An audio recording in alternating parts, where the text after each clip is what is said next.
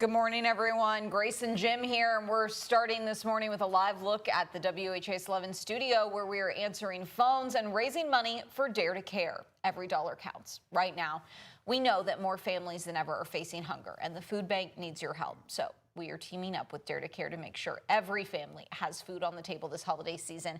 It's a cause that is incredibly important. We hope you will join us all day today in that effort. That's right. You can see down at the very bottom of your screen a little QR code. If you scan that, you can donate as well to Dare to Care, or you can call the number that we just popped up on your screen. We're going to have more of this. Brooke has done a great job really heading our coverage of this telethon. You'll hear plenty more from her and plenty more from Matt Breland as well today, because the warm-up begins this morning.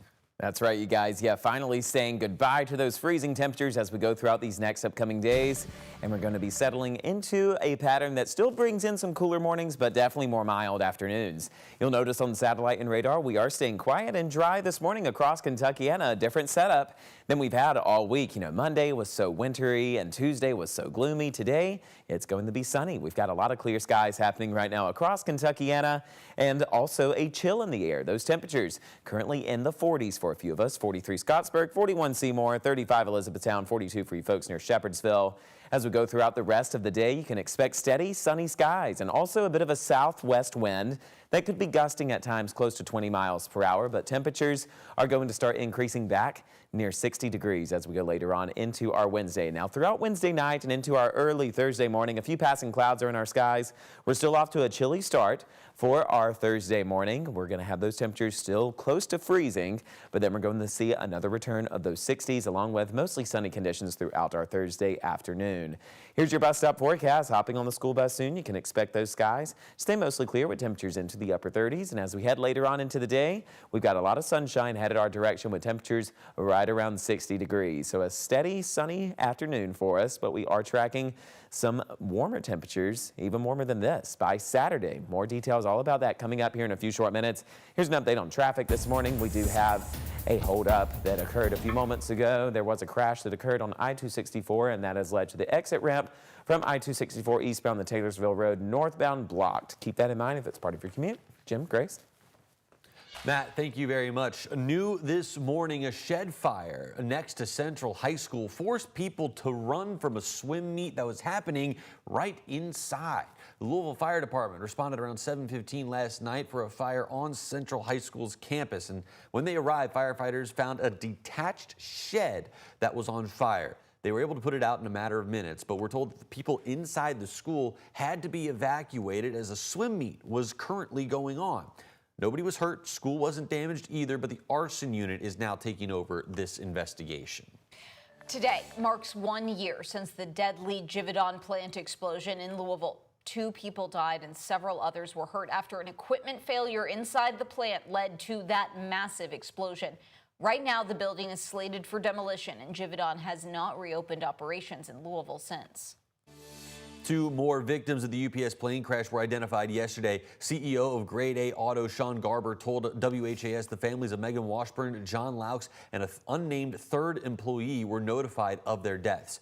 They're among the 9 people that have been identified as victims. Those include 3-year-old Kimberly Asa and her grandfather, Lou Fedden, who are going along with U of L School of Business alum Matt Sweets. Now, the 3 pilots on board that plane identified as well: Captain Richard Wartenberg, First Officer Lee Truitt, and International Relief Officer Captain Dana Diamond. And now one Louisville family is telling their story of how they were able to escape that plane crash landing, desperately rushing to avoid the flames. They say the plane flew over them before it went down. WHAS11's Alexandra Goldberg and photojournalist Jessica Farley report. 1 minute you're sitting there, you're playing with your kids, you're laughing, you know, and then you're running for your life.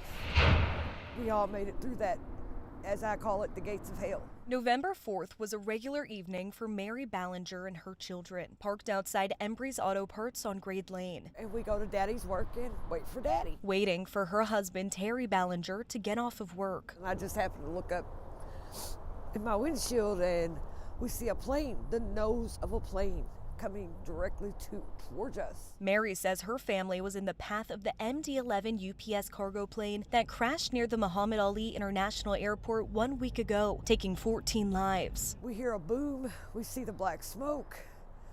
We hear another boom, the whole back of the plane is engulfed in flames, and so is our van. This is jet fuel.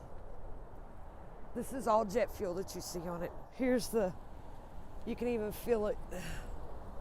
It's burnt. This is the family minivan they escaped in. And that's our 6-year-old. That's his shoe.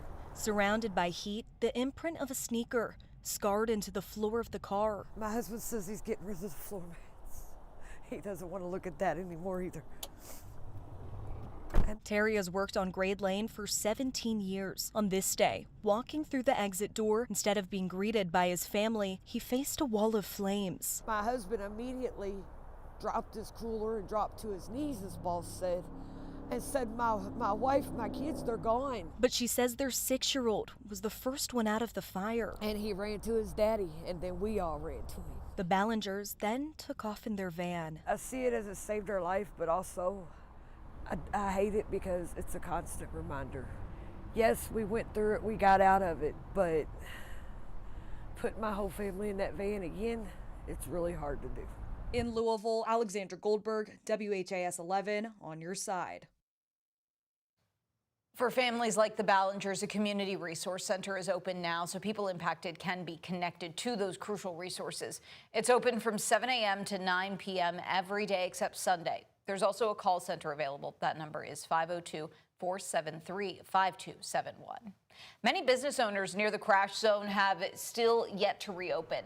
Sabit Aliyev owns a mechanic shop in the area, which is still closed off. He just ended a career in trucking to start his business a month ago so he could be closer to his family.